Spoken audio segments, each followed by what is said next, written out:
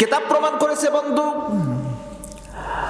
আল্লাহর নবীজি দাওয়াত দেওয়ার সময় লম্বা একটা সময় পার হয়ে গেল। এর মধ্যে প্রিয় নবীজির স্ত্রী খাদিজাতুল কুবরা রাদিয়াল্লাহু তাআলা আনহা ইন্তেকাল করলেন। নবীজির স্ত্রী খাদিজা ইন্তেকাল করার পর নবীজির মাথার উপরে মনে হয় আকাশ ভেঙে পড়ল। কারণ সারাটা দিন প্রিয় নবীজি রেসালাতের কাজ করতেন, মানুষের সামনে দাওয়াত দিতেন, আর বাড়িতে যখন যেতেন সন্ধ্যা ঘনিয়ে যাওয়ার পরে আল্লাহর নবীজিকে স্ত্রী বিভিন্ন দিক দিয়ে সান্ত্বনা দিত, ভালোবাসা দিত, সান্ত্বনা দিত, ভালোবাসা দিত। এই ভালোবাসা সান্ত্বনা থেকে প্রিয় নবীজি মাহরুম হয়ে গেলেন। তার কিছুদিন পর আপন চাচা আবু তালিব ইন্তেকাল করলো। যদিও সে কালেমা পড়ে মুসলমান হন নাই, কিন্তু প্রিয় নবীজির দ্বীনে দাওয়াতে আবু তালিব রসুলকে সহযোগিতা করেছিল। আবু তালিবের ইন্তেকাল হয়ে গেল, একই তো গেল স্ত্রী, তারপরে হলো আবু তালিব। প্রিয় নবীজির মনে হলো আমার সাথে আর পৃথিবীর কেউ নাই, যত দুঃখ কষ্ট বুঝি আমার জীবনে নেমে আসলো। ঐতিহাসিকগণ বলেন সেই সময়টা ছিল আমল হুজুন, অর্থাৎ নবীজির কষ্টের সময়, নবীজির কষ্টের বছর ছিল। এদিকে মক্কার নগরে বের হতে পারেন না, কালেমার দাওয়াত দিতে পারেন না, কোথায় যাবেন? সবাই রসুলকে তিরস্কার করা শুরু করিল। রসুল কাউকে কোনো কিছু না বলে যায়েদ বিন হারেসা রাদিয়াল্লাহু তাআলা আনহুকে সঙ্গে নিয়ে চিন্তা করলেন তায়েফে যাব। তায়েফে গেলে হয়তোবা সেখানে আমি আশ্রয় পাবো, আর তায়েফের মানুষ আমাকে আশ্রয় দেবে, আমি সেখানে আমার রিসালাতের কাজ করব। কোনো সাহাবীর সাথে পরামর্শ করলেন না। রাতের গভীরে যায়েদ বিন হারেসাকে সঙ্গে লইয়া রওনা দিলেন তায়েফের দিকে। তায়েফে পৌঁছাইলেন। নবীজির মনের ধারণা ছিল এই তায়েফে আমার শৈশবকাল আমি কাটাইছি, এই তায়েফে আমার অসংখ্য স্মৃতি রয়ে গেছে, আমি এখানে যাব। এমনকি হালিমাতুস সাদিয়ার বংশ আছে, মোটামুটি বড় একটা বংশ, আমি সেখানে গেলে বড় আমাকে একটা সান্ত্বনা দেবে, এমনকি আমি সেখানে আশ্রয় পাব। বিশ্বনবী সর্বপ্রথম হালিমাতুস সাদিয়ার বাড়িতে গেলেন। রসুল আমার সেখানে যাওয়ার পর যেই মহিলাটি প্রিয় নবীকে দুধ পান করাইছিল, এমনকি নবীজির অসংখ্য স্মৃতি হালিমাতুস সাদিয়ার বাড়িতে ছিল।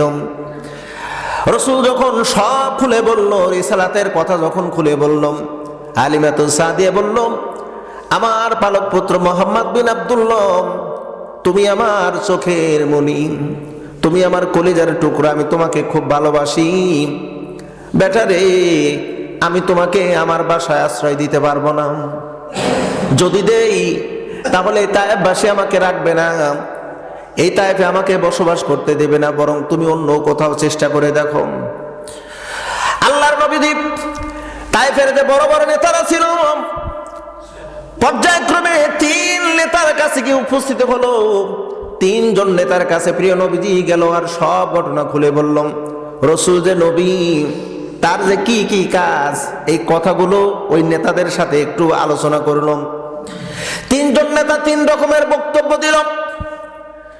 একজন নেতা বলল, মুহাম্মদ বিন আব্দুল্লাহ, তুমি যে নবী না, এই ব্যাপারে আমরা অনেক আগেই খবর পেয়েছি, তুমি মক্কার জমিনে কালেমার দাওয়াত দাও, এ ব্যাপারে আমাদের কাছে খবর এসেছে। আর ওই মক্কার নির্ভরযোগ্য মানুষগুলো আমাদেরকে বলেছে তুমি একজন ভণ্ড, প্রতারক, মিথ্যুক, জাদুকার, আস্তাগফিরুল্লাহ, এমন এমন অসভ্য কথা প্রিয় নবীকে বলা শুরু করে দিলাম। বরং তুমি তায়েফ থেকে বের হয়ে চলে যাও। আর এক নেতা বলল, মুহাম্মদ বিন আব্দুল্লাহ, এই তায়েফে তোমার জন্য কোনো সহযোগিতা থাকবে না, কোনো সাহায্যকারী থাকবে না, তুমি বের হয়ে যাও। কারণ আমরা জানি তুমি মক্কা থেকে বিতাড়িত হয়েছো, তায়েফের জমিনে তোমাকে আশ্রয় দিয়ে ওই মক্কাবাসীদের সাথে আমাদের বন্ধুত্ব সম্পর্ক নষ্ট করতে চাই না, এখান থেকে বের হয়ে চলে যাও। আর এক নেতা একটু সান্ত্বনা ভাব দিল, সান্ত্বনামূলক কথা বলল, মোহাম্মদ বিন আব্দুল্লাহ, তুমি যদি সত্যই নবী হয়ে থাকো, তোমার সাথে যদি আমরা দুর্ব্যবহার করি তাহলে আমাদের উপর গজব আসবে, কিন্তু আমরা তোমাকে আশ্রয় দিতে পারবো না, তুমি বের হয়ে যাও।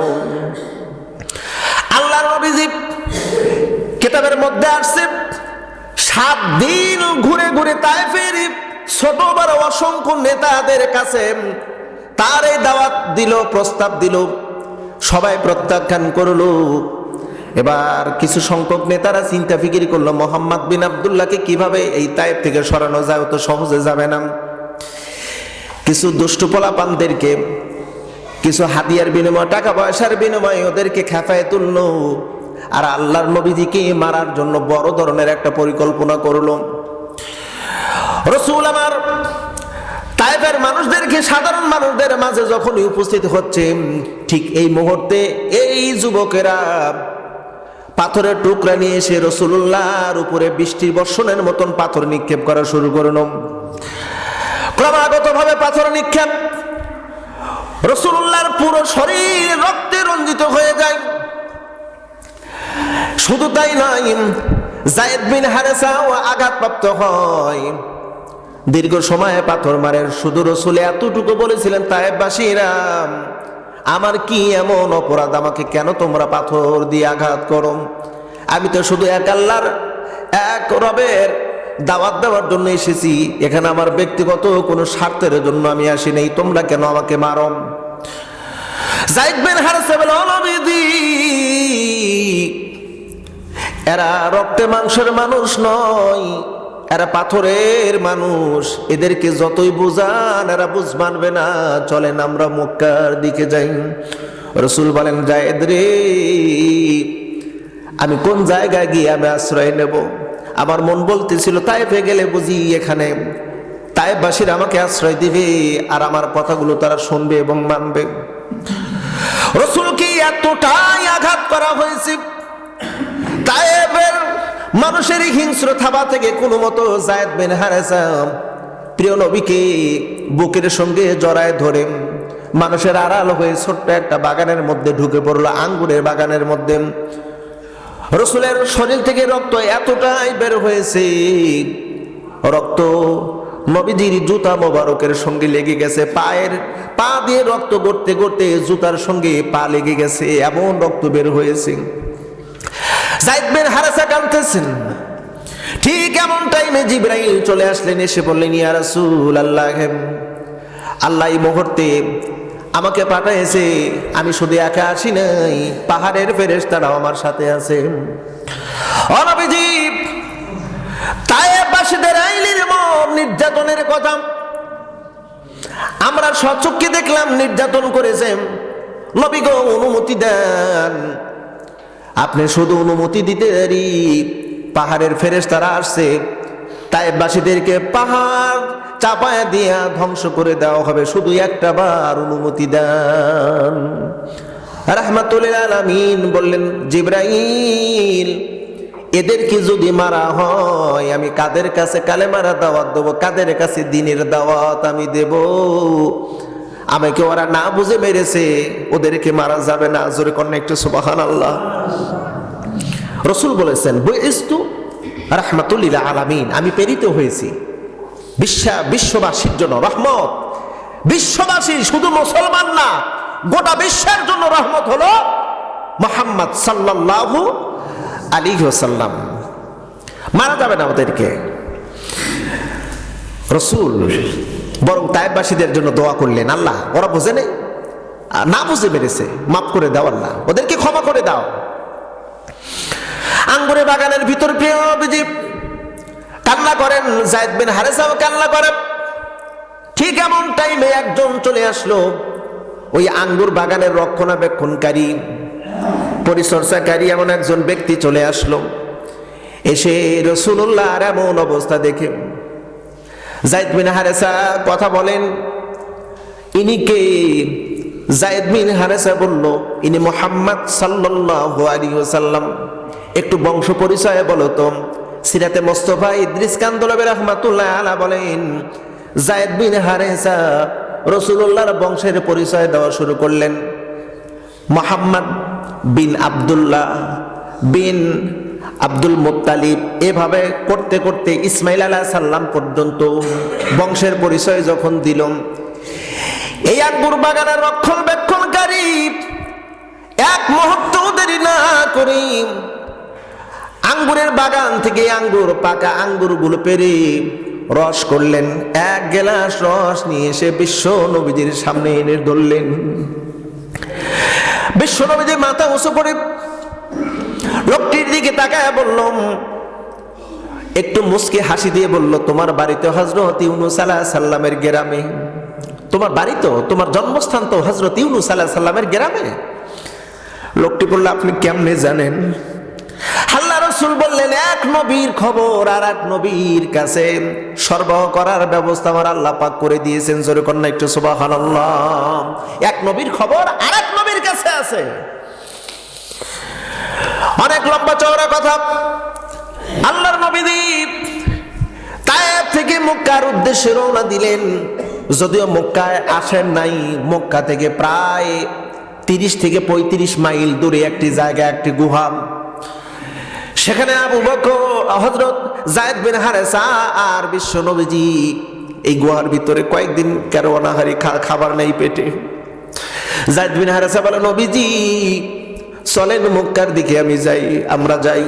রাসূল বললেন, যায়েদ রে, মক্কায় যাব কেমনে, আমার সাহস হয় না।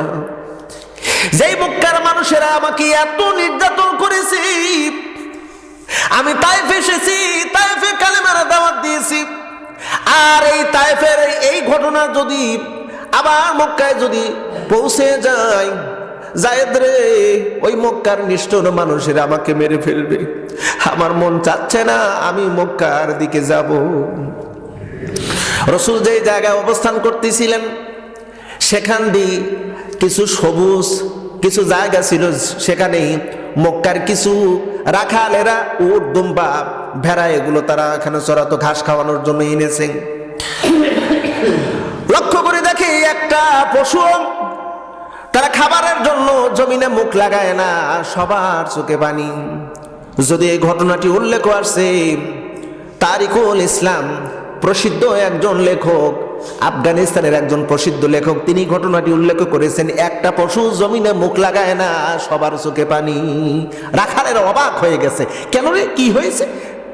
পশুগুলো কেন জমিনে মুখ লাগায় না, কেন খাবার খায় না? ওরা পরবর্তীতে তালাশ করতে করতে গুহার নিকটে এসে দেখে বিশ্ব নবীজি আর যায়েদ বিন হারেসা দুইজনই রক্তাক্ত, আঘাতপ্রাপ্ত। এই রাখালেরা মক্কায় চলে গেছে। মক্কায় গিয়ে কিছু সম্ভ্রান্ত বড় বড় নেতা ছিল, আপনাদের পশু নিয়ে মাঠে গেছি কিন্তু খায় না।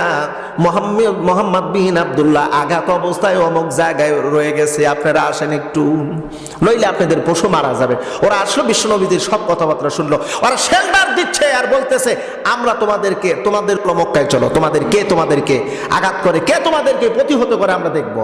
যদিও তারাও ছিল কাফের। মক্কায় চলে আসলো। লম্বা ঘটনা। বিশ্ব নবীদের বেশ কয়েকদিন গেল, হুজুর আমার ঠিক মতো খাবার খেতে পারেন না, পুরো শরীরে ব্যথা, জর্জরিত। তায়েফ থেকে ঘুরে আসার 7 দিন পর, 7 দিন হয়ে গেছে। সাহাবায়ে কেরাম রিদওয়ানুল্লাহি তাআলা আলাইহিম আজমাইন রাসূলুল্লাহর খবর শুনে তারাও সবাই মর্মাহত, সবাই রাসূলুল্লাহকে দেখতে আসলেন। দেখে তার দরবারেতে চলে গেলেন। ওই দিন ছিল রজব মাসের, যদিও একটু কন্ট্রাডিকশন আছে, 27 রজনী। রাসূল আমার একা ঘরের মধ্যে শুয়ে আছেন। ভিন্ন ভিন্ন রাত আসছে। কেউ বলছেন হযরত আলীর ঘরে ছিলেন, কেউ বলছেন না রাসূল তার ফুপুর ঘরে ছিলেন, কেউ বলছেন না হযরত আবু বকরের ঘরে ছিলেন, কেউ বলছেন না আরকামা রাদিয়াল্লাহু তাআলা আনহুর ঘরের মধ্যে ছিলেন। রাসূল যেই ঘরের মধ্যে ছিলেন, হুজুর যদিও চোখ বন্ধ করে ঘুমান, কিন্তু রাসূলুল্লাহর অন্তর চোখ খুলে দিয়েছেন কে? হঠাৎ করে দেখা গেল যে ঘরের উপরের ছাদ বা চাল নেই। কে যেন নামলো, রাসূল এটা দেখতে পাচ্ছেন। রাসূল ঘুমান্ত, কিন্তু তার অন্তর চোখটা জাগ্রত। কে যেন আসলো, আসার পর এবার বিশ্বনবীজির পায়ে কে যেন হালকা হালকা মৃদু মৃদু করে সুরসুরি দিচ্ছে, জিহুবার মতন স্পর্শ মনে হয়। রসুল ঘুম থেকে চেতন পেলেন, পাওয়ার পরে বললেন, কে? রসুলকে রসুল বলতেছেন কে? লোকটি বলতেছে, আমি রুহুল আমিন জিবরাইল। কেন এসেছো? আল্লাহ আপনাকে মেরাজ করানোর জন্য আমাকে পাঠাইছেন। অর্থাৎ রসুলুল্লাহ যে এত কষ্ট, এই কষ্টগুলোকে দূর করানোর জন্য আল্লাহ পাক একটা প্রাইভেট একটা সিস্টেম ওয়ে তৈরি করে রসুলকে নিয়ে যাওয়ার জন্য জিবরাইলকে পাঠিয়ে দিলেন। প্রিয় বন্ধুরা, মূলত কারণ ছিল রসুলুল্লাহর কষ্ট। এই কষ্টটাকে দূর করানোর জন্যই আল্লাহ পাক মেরাজ করালেন। এবং মেরাজে কি কি শিক্ষার বিষয় ছিল আমরা পরবর্তীতে ধারাবাহিকভাবে ইনশাআল্লাহ শুনবো। ওয়া মা তাওফিকি ইল্লা বিল্লাহ ওয়া আখিরি দাওয়ানা আনিল হামদুলিল্লাহ।